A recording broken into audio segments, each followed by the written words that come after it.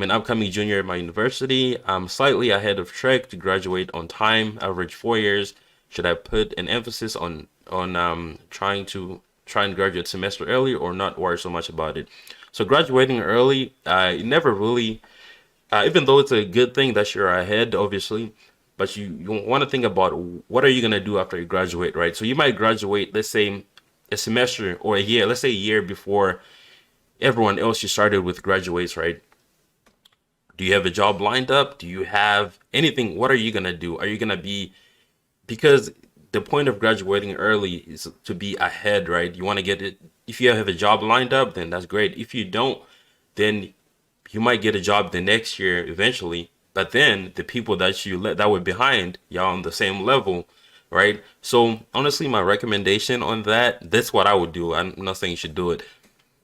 I would spread out whatever classes you have, right? Let's say you only have 6 classes left and you can take them all in a semester, but then that means you graduate early, or you can split them into 2 semesters and you can kind of like, finish with the rest of the people on the right time, I guess. So I would split them up, right? So that you can stay for longer and you can even work a part-time job because you have more time, right? You're not taking a lot of classes. So that's one thing I really recommend.